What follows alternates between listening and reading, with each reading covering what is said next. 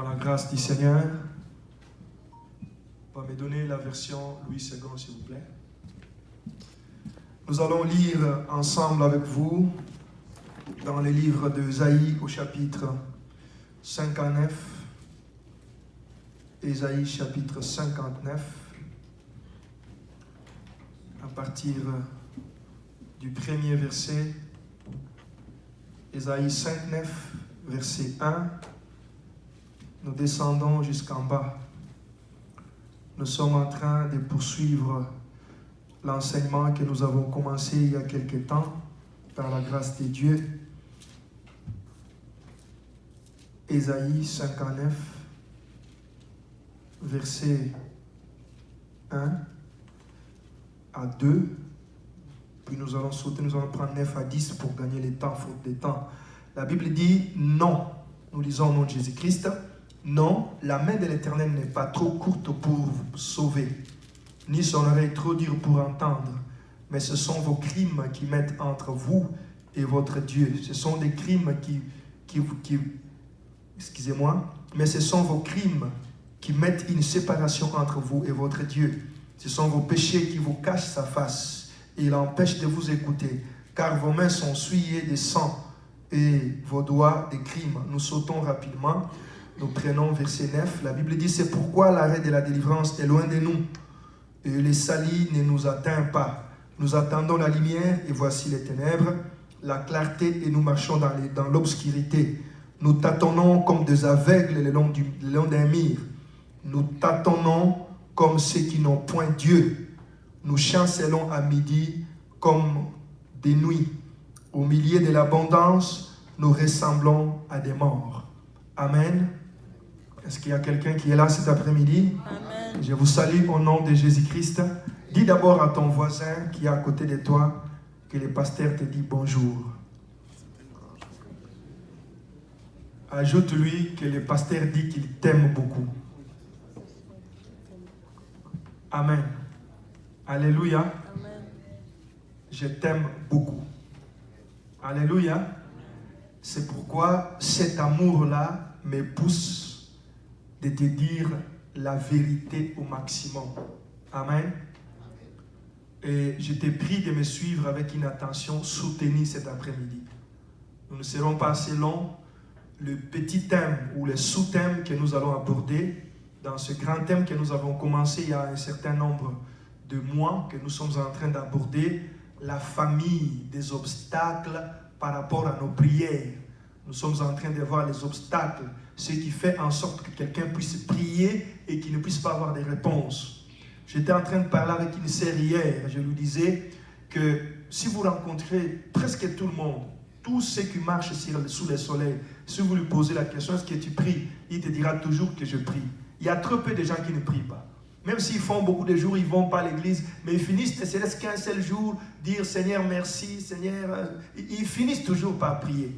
Et j'étais en train de parler avec elle, je lui disais que tous ceux qui prient, ce ne sont pas tous ceux qui reçoivent leur réponse de la part de Dieu.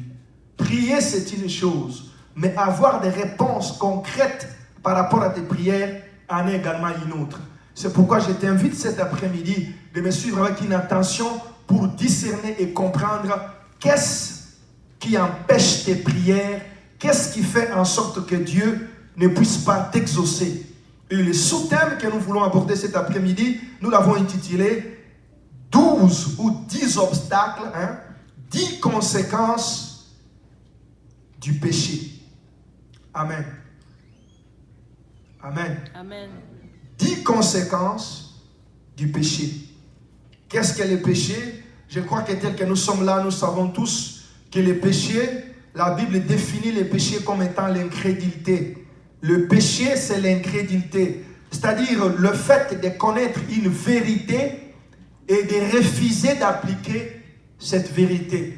Le péché, ce n'est rien d'autre que le fait de marcher à l'encontre de la volonté de Dieu. Le péché, c'est quoi? C'est le fait de désobéir à Dieu pour accomplir ou satisfaire ses propres besoins. Et la Bible du Genèse à l'Apocalypse nous parle de plusieurs sortes de péchés. Il y en a tellement beaucoup que je n'aurai pas le temps de les énumérer aujourd'hui, cet après-midi. J'aimerais tout simplement que nous puissions voir sur les plans spirituels qu'est-ce que la vie du péché nous apporte comme conséquence. Vous savez, bien aimés frères et sœurs, Dieu parlait un jour à son peuple. Il a dit au travers du prophète Osée que mon peuple que vous voyez périt faute de connaissances. Mon peuple périt faute de connaissances. C'est-à-dire qu'il y a beaucoup de gens qui souffrent sur la terre, beaucoup des enfants de Dieu qui souffrent sur la terre. Ils ne souffrent pas seulement parce que le diable est en train de leur faire souffrir. Non. La plupart des enfants de Dieu souffrent parce qu'ils manquent la connaissance. Ils manquent la clarté, la lumière par rapport à un certain nombre de choses. C'est pourquoi j'ai pris que cet après-midi, que le Seigneur nous éclaire par rapport à sa parole. Nous avions étudié la parole de Dieu par la grâce de Dieu autour de ce thème pour déceler avec vous les 10 conséquences du péché. C'est-à-dire, lorsque quelqu'un se met dans une vie de péché, lorsque quelqu'un loge les péchés dans son cœur, lorsqu'il accepte volontairement de vivre dans une vie de péché, qu'est-ce qui se passe dans sa vie? Alléluia. Amen.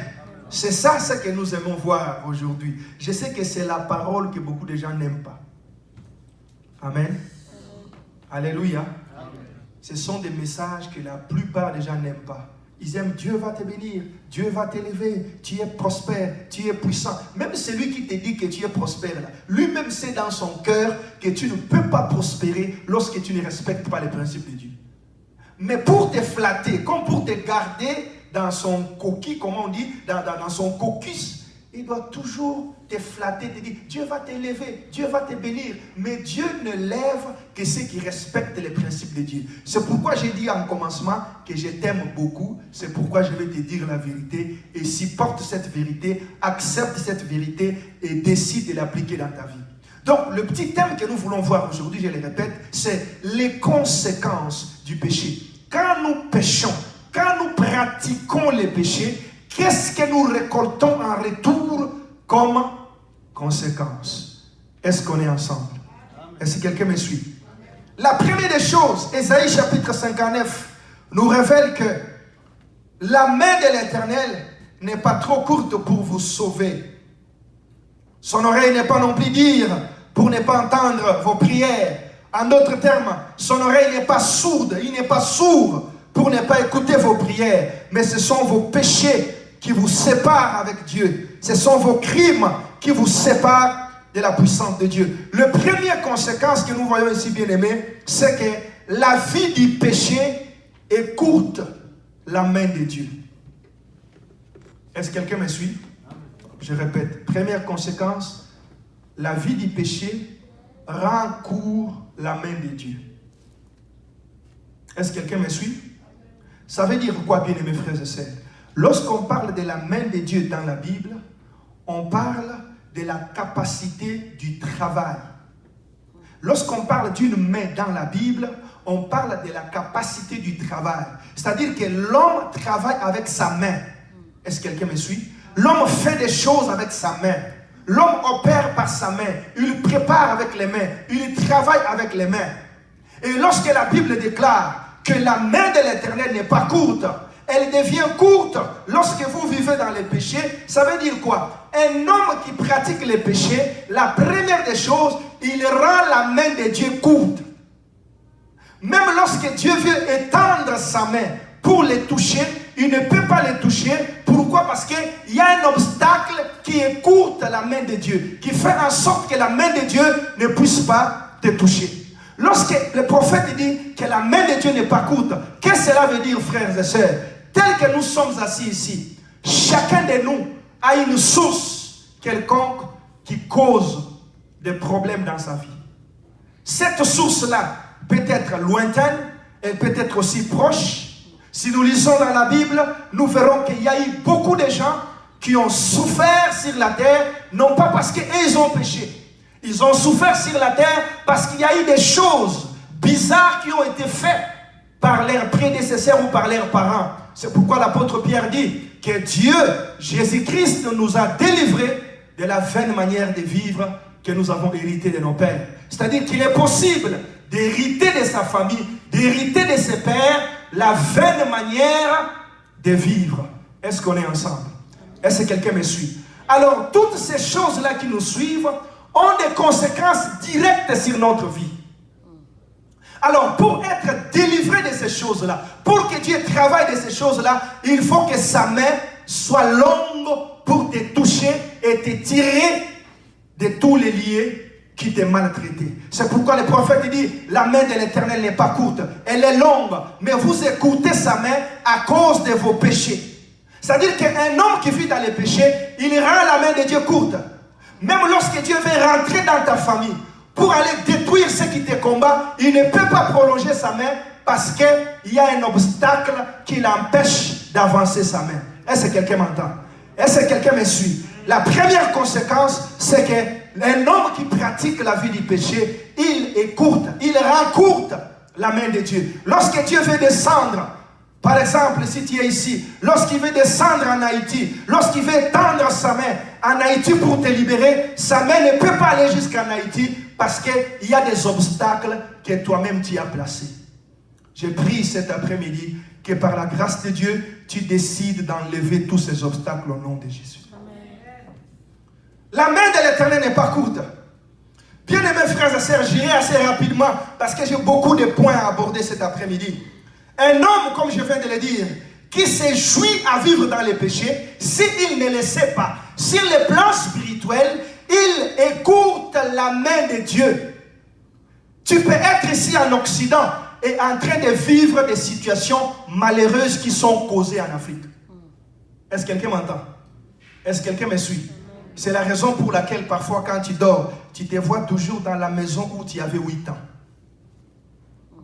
Quand tu avais 8 ans, quand tu avais 10 ans, tu te rappelles là où tu étais, là où vous êtes grandi, là où vous avez été dans toute la famille. Tu es ici au Canada, mais toutes les fois que tu rêves, tu te vois toujours dans cette maison-là. Ça veut dire quoi? Il y a une force qui te retient dans la maison où tu as grandi. Pour que cette force soit ôtée dans ta vie, il faut que la main de l'Éternel soit longue. Est-ce que quelqu'un m'entend? Il faut que la main de l'Éternel se prolonge jusque dans la maison où tu as grandi, en Afrique, là-bas, pour te libérer. Mais lorsque tu pratiques les péchés, la main de l'Éternel devient courte. Est-ce que quelqu'un m'entend? Est-ce que quelqu'un me suit? Écoutez, bien-aimés, comment est-ce que la version français courant nous explique ces premiers versets. C'est très important. Comment est-ce que français courant est en train de nous expliquer ces versets? Il dit quoi?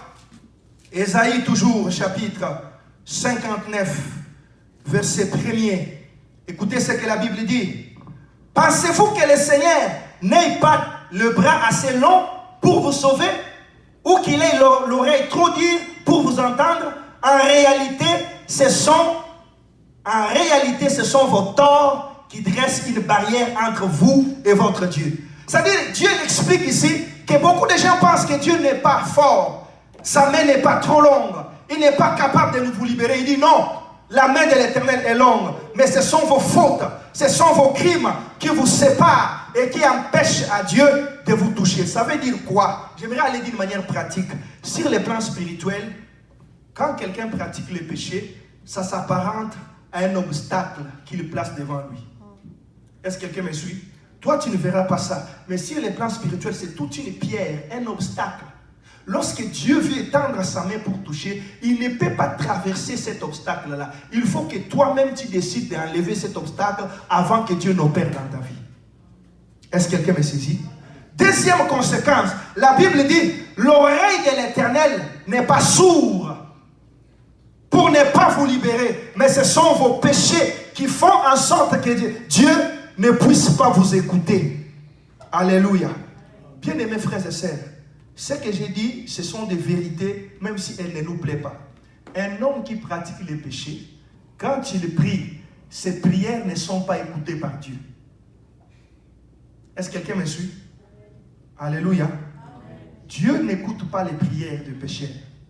Pour la simple et bonne raison que Dieu habite les lieux qui est 3 fois saint. tout ce qui est impie ne peut pas accéder dans sa présence. Est-ce que quelqu'un me suit? Et lorsque toi tu te mets à prier, oh Seigneur, imagine un peu, hein, je vous prends un exemple très simple. Tu es ici dans cette maison, tu te mets à crier ici, au secours, au secours. Est-ce que tu es sûr que les gens qui passent sur la rue vont écouter ce que tu dis? Amen. Tel que je suis là, je parle dans les bars, mais si tu es ici à l'extérieur, tu n'écouteras pas. Même si je parle. Pourquoi? Parce qu'il y a un obstacle. Je suis couvert dans une maison. Il y a des enfants de Dieu qui sont comme ça. Il est couvert dans la vie du péché. Et lorsqu'il parle, Dieu ne peut pas écouter. Ce n'est pas que Dieu ne veut pas écouter, mais la condition, la vie que tu mènes empêche à Dieu d'écouter. Est-ce que quelqu'un m'entend? Est-ce que quelqu'un est en train de me suivre? Bien-aimés frères et sœurs, si tu veux vivre la réussite, le succès sur la terre, tu dois te débarrasser des obstacles qui empêchent à Dieu d'écouter tes prières. Dieu est sourd, ses oreilles n'entendent pas les prières qui sortent d'une bouche abominable. Je prie que le Seigneur nous libère tous cet après-midi et que nous puissions être un peuple qui décide de marcher avec Dieu, un peuple qui honore Dieu, un peuple qui craint Dieu, afin que nos prières soient écoutées et exaucées. La Bible déclare qu'un homme qui pratique le péché, ses prières sont semblables à des bruits de cymbales dans les oreilles de l'Éternel. L'Éternel n'écoute point, il n'entend pas ses prières. Alléluia. Troisième conséquence, toujours dans le chapitre 9, chapitre 59 d'Ésaïe, le péché nous sépare avec Dieu. Le péché place une séparation entre nous et notre Dieu. Ça fait en sorte que lorsque nous crions, lorsque nous nous adressons à Dieu, lorsque nous parlons, un peu comme cet homme qui était, dont la Bible parle, cet homme riche, les riches et le pauvre Lazare. La Bible dit, lorsqu'il s'est retrouvé dans les lieux de tourment, il a commencé à crier, à dire à Père Abraham, viens à mon secours, donne-moi ne serait-ce qu'un seul goutte d'eau, afin que je rafraîchisse ma langue. La Bible dit, le Père Abraham lui a dit, il y a une séparation, il y a un abîme entre nous et vous. Il est impossible que nous puissions venir à l'aide des gens qui sont dans l'autre côté. Est-ce que quelqu'un m'entend? Est-ce que quelqu'un me suit? La réalité spirituelle, bien-aimée, c'est que le péché nous isole. C'est comme un isoloir. Vous connaissez les isoloirs. Un homme qui pratique le péché, sur le plan spirituel, il s'isole de la grâce de Dieu. Même lorsque Dieu veut les toucher, Dieu ne peut pas les toucher parce que lui-même s'est isolé. Ce n'est pas Dieu qui l'isole, mais lui-même s'isole. Est-ce que quelqu'un m'entend? C'est pourquoi j'ai dit au départ qu'il y a un certain nombre de choses que nous faisons, nous ignorons l'impact négatif de ces choses-là. Le péché nous sépare de Dieu. Quatrième principe ou quatrième conséquence, le péché nous cache la face de Dieu. Alléluia. Alléluia. Le péché nous cache la face de Dieu. Quand on parle, je vais rapidement, de la face de Dieu dans la Bible, on parle de la miséricorde de Dieu. Est-ce que quelqu'un me suit? C'est la raison pour laquelle Dieu a dit à Moïse que lorsque vous bénirez le peuple de Dieu, vous leur direz que l'Éternel Dieu vous bénisse, qu'il vous multiplie, qu'il vous accorde la paix et qu'il fasse luire sur vous son visage. Est-ce que quelqu'un me suit? C'est-à-dire la bénédiction véritable selon Dieu, c'est que toi et moi, que le Seigneur puisse luire, qu'il puisse manifester son visage envers nous. Comme pour dire que le Seigneur puisse avoir pitié de nous. Quand la Bible déclare que le péché nous cache la face de Dieu, cela signifie deux choses. La première des choses, le péché nous empêche d'obtenir des bénédictions de la part de Dieu. J'ai expliqué autrefois que les bénédictions de Dieu sont tellement des choses importantes, des choses extraordinaires, que lorsque quelqu'un vit dans les péchés, ça ne peut pas les toucher, même lorsque Dieu t'accorde, même lorsque Dieu te donne. Il est impossible de les obtenir. Pourquoi? Parce que la condition dans laquelle tu vis ne permet pas à ces bénédictions-là de t'atteindre. Est-ce que quelqu'un est en train de me suivre? La Bible déclare ceci: heureux ceux qui ont le cœur pur, car ils verront Dieu. Pour voir le visage de Dieu, moi et toi, nous n'avons qu'une seule condition, de nous décider de nous séparer du péché. Est-ce que quelqu'un m'entend? Il est impossible personne ne peut voir le visage de Dieu lorsqu'il vit dans le péché. Heureux ceux qui ont le cœur pur, car ils verront le Seigneur.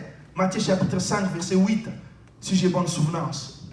Pour voir le visage de Dieu, pour que moi et toi, un jour, nous puissions être accueillis par Dieu, bien aimé, il n'y a qu'une seule condition. C'est pourquoi la Bible dit, recherchez la paix avec tous et la sanctification, sans laquelle personne ne verra Dieu. Ici, Ésaïe nous dit que ce sont vos péchés qui vous cachent le visage de Dieu. Bien aimés frères et sœurs, j'ai toujours dit la plus grande malédiction qu'un homme puisse connaître sur la terre, c'est de vivre sur la terre, mourir et ne pas rencontrer son Créateur. À qui tu ressembles? Alléluia. L'homme qui t'a créé à son image et à sa ressemblance. Ne pas les voir, c'est la chose la plus abominable. C'est pourquoi toi et moi, nous devons décider à ce que nos vies puissent plaire à Dieu, afin que nous puissions voir le visage de Dieu. Tu peux avoir l'argent, tu peux avoir des millions, tu peux avoir des milliards, mais voir le visage de Dieu, ça te prend la sainteté. Est-ce que quelqu'un me suit? Est-ce que quelqu'un me suit? Ça te prend la sainteté. Et il est possible de décider à partir de ce soir de commencer à vivre dans la sainteté. Et Dieu t'accordera cette grâce. Parce qu'il est venu sur la terre pour nous rendre capables, pour nous convaincre du péché, pour nous équiper afin que nous soyons capables d'être au-dessus du péché. Le péché nous cache le visage de Dieu. Même lorsque Dieu veut venir nous secourir et nous soutenir, il ne peut pas parce que notre vie l'empêche de nous toucher. Alléluia. Amen. Je voulais acheter quelque chose pour illustrer ça aujourd'hui, mais malheureusement, le temps nous a un peu compliqué. Nous ferons l'effort d'illustrer ça, même le dimanche prochain, pour comprendre exactement comment est-ce que le péché agit dans notre vie. Cinquième principe, cinquième conséquence. Le péché éloigne l'arrêt de la délivrance. Alléluia. C'est-à-dire que lorsque Dieu arrête, lorsqu'il prend la décision qu'aujourd'hui je vais aller délivrer Patrick, lorsqu'il vient nous délivrer et qu'il nous trouve dans les péchés, ça éloigne cet arrêt de délivrance. Ésaïe chapitre 59, verset 9. Écoutez bien la version français courant, comment elle nous explique ce texte. Ésaïe chapitre 9. Voilà pourquoi Dieu met du temps, 59 verset 9. Voilà pourquoi Dieu met du temps à intervenir pour nous. Est-ce que tu entends? Et repousse à plus tard les saluts promis. Est-ce que quelqu'un me suit? Acclame d'abord le Seigneur si tu me suis. Acclame le Seigneur fortement si tu me suis. Ici, le prophète explique. Il dit, voilà pourquoi Dieu met du temps à intervenir pour nous. Alléluia. Voilà pourquoi il met du temps à intervenir. Voilà pourquoi il repousse à plus tard le salut promis. Est-ce qu'il y a quelqu'un qui comprend ça? C'est-à-dire que Dieu te promet le salut. Dieu te promet la délivrance. Dieu te promet la guérison. Quand il vient pour te donner ça, la Bible dit, voilà pourquoi il met du temps. C'est comme quand il vient, par exemple, le micro avec fil aussi, il t'a promis des choses. Quand il vient avec ces choses-là pour te les donner, il remarque que tu es dans une vie qui ne l'honore pas. Il dit, à plus tard. Il rentre avec ce qu'il avait. Demain, il revient encore. Il te trouve dans la même condition. Alors qu'il avait la délivrance, alors qu'il avait le salut, alors qu'il avait tout entre ses mains. Quand il te trouve dans cette situation, la Bible dit, il prend du temps et il repousse à plus tard. C'est pourquoi j'ai toujours dit aux enfants de Dieu, tu es jeune ici, écoute-moi. Si tu veux vivre une vie paisible sur la terre, décide de marcher avec Dieu. Est-ce que quelqu'un m'entend? Décide de craindre Dieu. Le péché, c'est un grand frein dans la vie. Est-ce que quelqu'un m'entend? Il y a des gens qui pensent que quand il vit dans le péché, il fait des choses, il est dans l'avance. Tu es dans un retard. Les grandes choses que Dieu avait promis pour toi prendront du temps. La Bible dit, voilà pourquoi Dieu met du temps. C'est pourquoi vous trouverez certaines personnes, ils prient dans les églises, ils chantent, ils font des années, depuis que Dieu leur a promis des choses. Ces choses-là n'arrivent point. Pourquoi? Parce que la Bible dit Dieu prend du temps. Il met beaucoup de temps pour vous. Pourquoi? Lorsqu'il vient vous trouver dans les péchés, il dit à demain. À demain, là, pourquoi il dit à demain? À demain, il attend que tu changes. Est-ce que quelqu'un m'entend? Est-ce que quelqu'un me suit? Il attend que tu changes. Il attend que tu prennes des bonnes décisions. Il attend que tu décides qu'à partir d'aujourd'hui, ma vie appartient à Dieu. Alors lorsqu'il vient, il t'accorde directement ce dont tu avais besoin. Pourquoi? Pour t'encourager que la voie que tu as prise, c'est la bonne voie. Mais lorsque Dieu vient te trouver dans une mauvaise posture, dans une vie d'impureté, de saleté, Dieu ne peut pas te donner ce qu'il t'a promis. Pourquoi? Tu vas dire finalement, bon, ça marche. Même si je vis dans le péché, même si je vis dans toutes sortes de bêtises, ça marche, ma vie va bien. C'est pourquoi Dieu va s'assurer que ta délivrance prenne du temps, que l'arrêt de délivrance puisse prendre du temps. Il n'a pas besoin de te faire souffrir, mais il est juste en train d'attendre que tu changes, que tu prennes une bonne décision. Et lorsque tu prends la décision, Dieu vient te bénir. Bien aimé, j'aimerais te cibler cet après-midi. Prends la décision de te séparer du péché. Les péchés te causent des dégâts, tu n'as pas d'idée. Ça te détruit, ça te ronge. Mais quand le diable viendra te dire non, ça ira, non, tu es jeune. Bien aimés frères et sœurs, nous sommes convertis. Moi, je me suis converti à l'âge de 17 ans. Alléluia. Alléluia. Est-ce que je n'étais pas jeune? Tu penses que j'avais le sang bleu? Jusqu'au jour d'aujourd'hui, je suis jeune. Amen. Mais qu'est-ce que nous avons fait pour décider de suivre Dieu? Pourquoi toi tu ne peux pas décider? Est-ce que tu penses que tu es plus important, plus beau que David, plus beau que Daniel, plus beau que Joseph en Égypte? Tu es plus puissant que lui? Si ces jeunes-là s'étaient consacrés à Dieu, à leur époque, ils se sont consacrés entièrement à Dieu, entièrement et totalement à Dieu. Pourquoi toi tu ne peux pas décider? C'est le diable qui te trompe que tu es important. C'est le diable qui te trompe. Ce verset m'a beaucoup touché. Je vais encore les relire. Ésaïe chapitre 59, verset 9, version français courant. Voilà pourquoi Dieu met du temps pour intervenir pour nous. Il met du temps. Il veut intervenir, mais il dit non. Attendons demain. Attendons demain. Demain, il va changer. Il ne change pas. Demain, il va changer. Il ne change pas. Demain, il va changer. Il ne change pas. Il va à l'église aujourd'hui. On prêche. Il sort la même personne. Il va à l'église aujourd'hui. On prêche. Il sort la même personne. Pire encore, il y a d'autres qui décident. Ah, cette église-là, c'est pas la bonne. Ah, cette église. Pourquoi c'est pas la bonne? Ah, les choses qu'on prêche là-bas, ce sont des choses anciennes. Ce sont des choses archaïques. Il aime là où on va lui donner des bonbons. Dieu va te bénir, amen. Dieu va te rendre prospère, amen. Dieu va te toucher, amen. Alors que la Bible dit, recherchez la paix avec tous et la sanctification, sans laquelle personne ne verra Dieu. Sans laquelle personne ne verra Dieu. Ça veut dire, pour voir Dieu dans ta famille, voir Dieu dans ton mariage, voir Dieu dans tes affaires, tu dois rechercher la sanctification.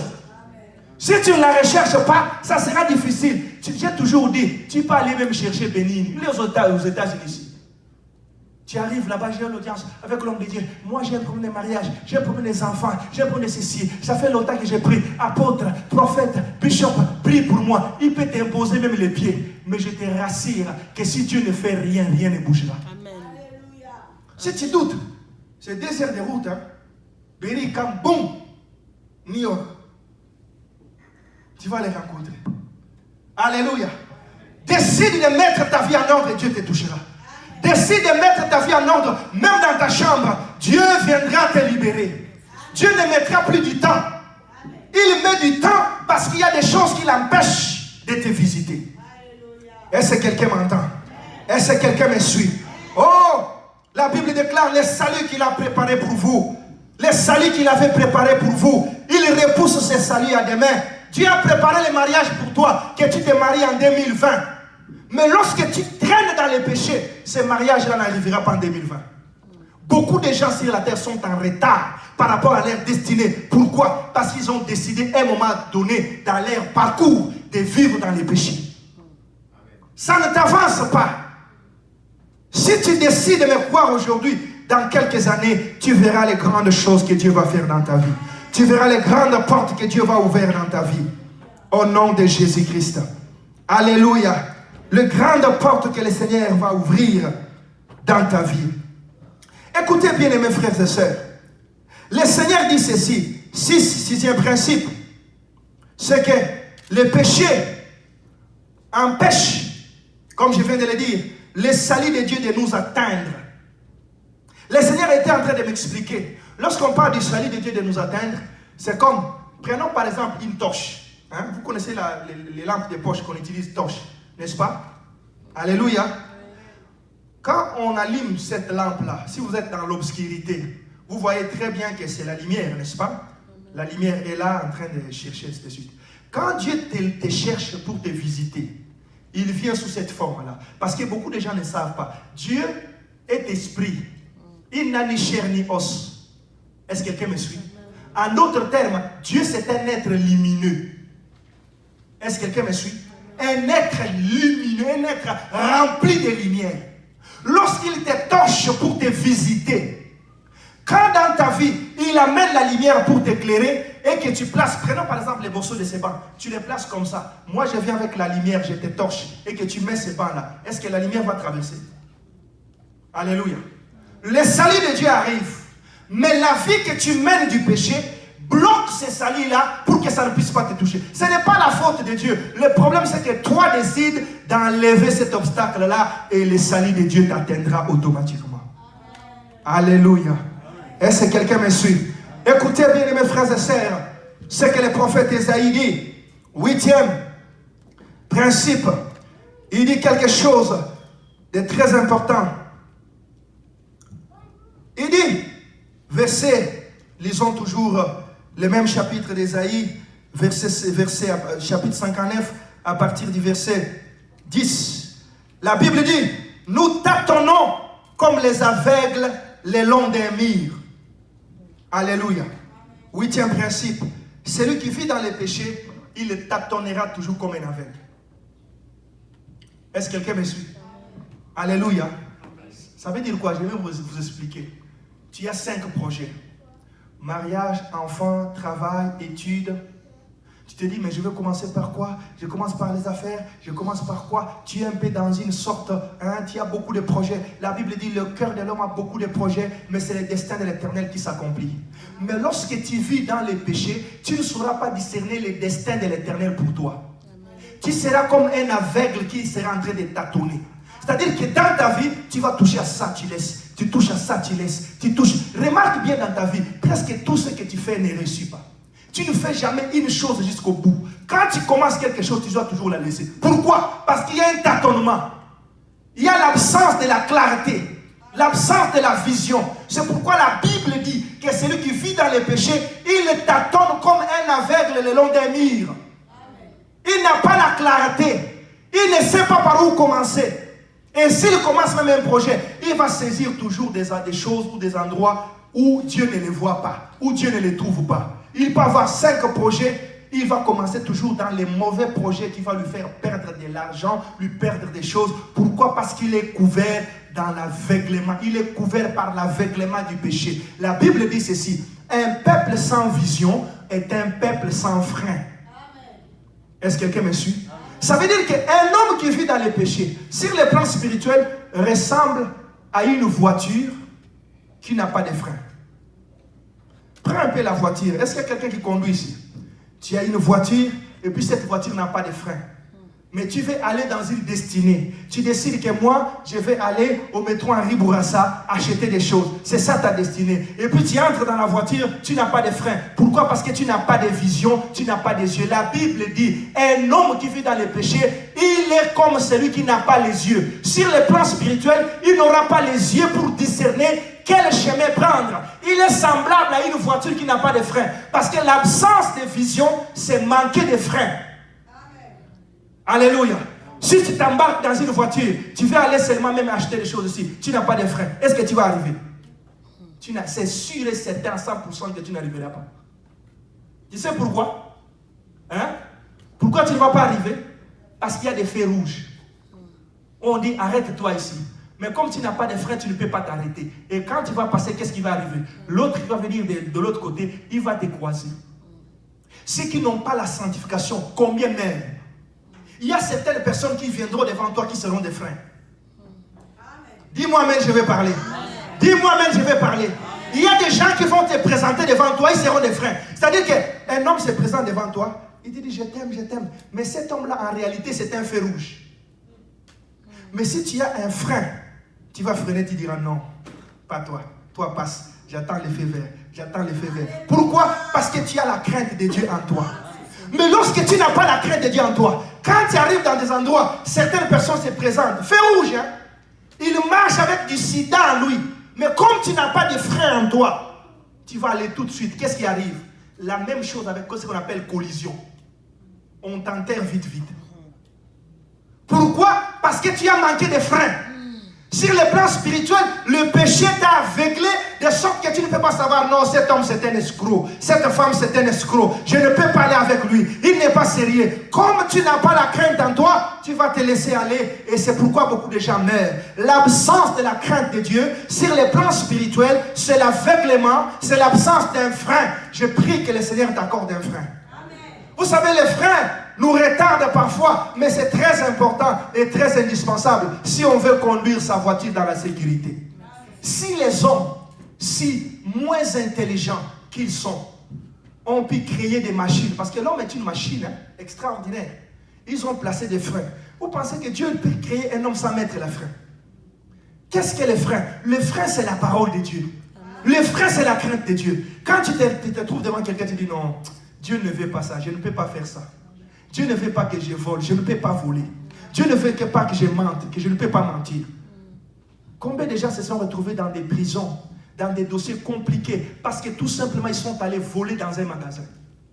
Il arrive ici, un nouveau immigrant, il n'a pas de papier, il n'a pas la stabilité, mais comme il n'a pas de frein en lui, il entre dans un magasin, il vole. Dès qu'il sort, la police tombe sur lui.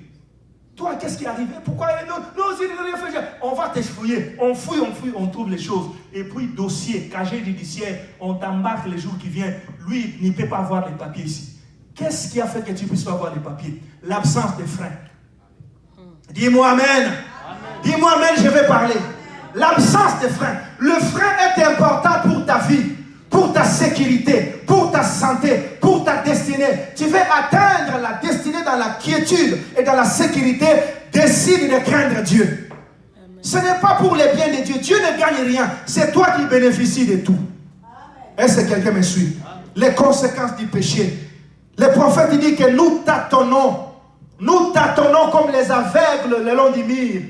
Combien de gens font des projets? Les projets ne réussissent jamais. Il en a 10, il touche ça, il touche ça, il touche ça. Il ne sait même pas par où commencer. Pourquoi? Parce qu'il est aveuglé à cause du péché. Que le Seigneur ôte ces péchés-là cet après-midi. Que l'agneau de Dieu ôte ces péchés-là cet après-midi. Décide de se séparer de ces péchés. Ça te freine, ça te bloque. Ça te met dans les difficultés sans que tu puisses le savoir. Alléluia. Alléluia. Dis-moi un bon amen. Écoutez bien, mes frères et sœurs. 9e principe. J'aimais beaucoup ce verset. Il dit, nous tâtonnons comme les aveugles le long des murs. Nous sommes sans yeux. Nous sommes semblables aux personnes qui sont sans yeux. Mais quand je les lis dans la version français courant, écoutez ce que la Bible nous dit. Verset 10 d'Isaïe chapitre 59. Nous avançons en tâtonnant comme des aveugles près des murs. Nous hésitons comme un homme qui ne voit pas. Nous avons plusieurs projets, mais nous hésitons. Pourquoi nous hésitons? Parce que le péché fait que nous puissions hésiter. Les hommes qui hésitent toujours, je vais faire ça, je vais faire ça, je vais faire ça. Ils n'ont pas de décision. Pourquoi? Parce que le péché les accable. Écoutez la suite. La Bible dit, nous sommes semblables, nous hésitons comme les hommes qui ne voient pas. Nous sommes en plein midi, nous trébuchons comme dans la nuit. Nous trébuchons comme dans la nuit la plus noire. Nous sommes en bonne santé, mais nous ne valons pas mieux que les morts. Est-ce que quelqu'un me suit? Est-ce que quelqu'un m'entend? Le prophète dit que nous sommes en bonne santé, mais nous ne valons pas plus que les morts. Pourquoi nous ne valons pas plus que les morts? Parce que nous avons décidé de vivre dans les péchés. Où les morts sont encore plus importants que ceux qui sont vivants. Vous savez bien, mes frères et sœurs, il y a certaines personnes sur la terre qui ne valent absolument rien.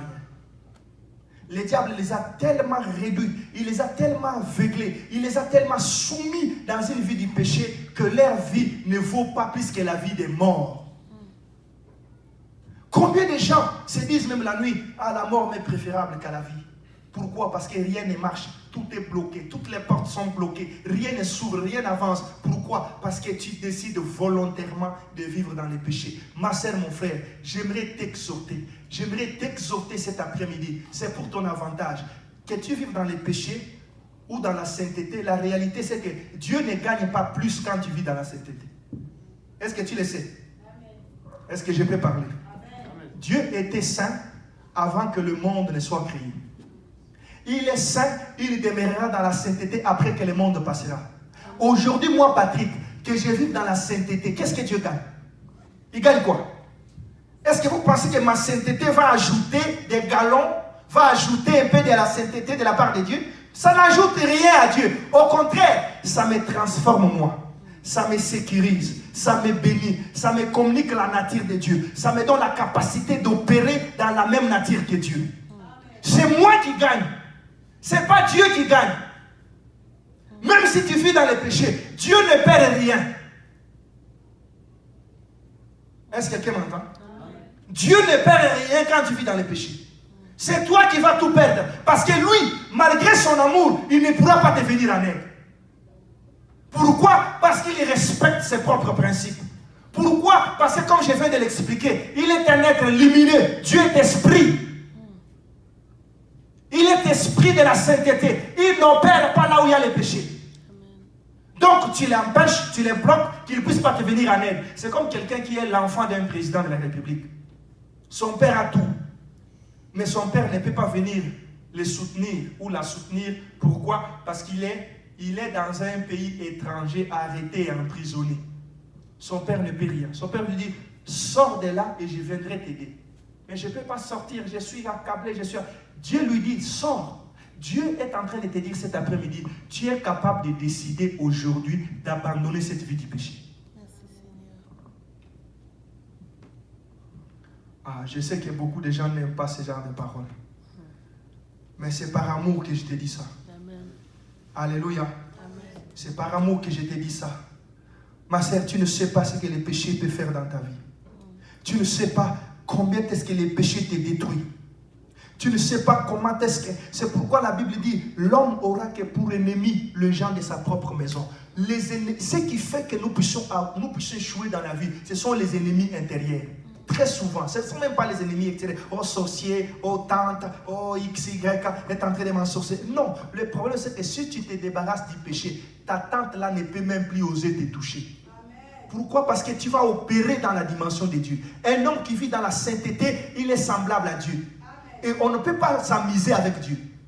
J'ai toujours dit aux gens, tu veux vaincre le diable, amène le diable dans le terrain de la sainteté. Amen. Si j'étais à ta place, je dirais un bon amen. Nous sommes vivants, nous sommes en bonne santé, mais nous ne valons pas plus que ceux qui sont morts. Les morts sont même mieux que nous. Pourquoi? Parce que nous traînons avec nous la vie du péché, la vie de la sorcellerie, le mensonge, l'impudicité, l'impureté, toutes sortes de choses qui empêchent à ce que Dieu nous touche. J'aimerais exhorter quelqu'un cet après-midi. Décide, ma sœur, mon frère. Tu peux décider que Dieu, tu peux décider aujourd'hui en disant à Dieu, Seigneur, je veux que ma vie soit conduite par toi. Je veux que ma vie soit dirigée par toi. Je ne veux plus vivre en tâtonnant. Je ne veux plus être comme un aveugle. Je ne veux pas trébucher en plein midi. Je ne veux pas manquer la clarté. Manquer la clarté. Vous savez, il y a une différence entre la lumière et la clarté.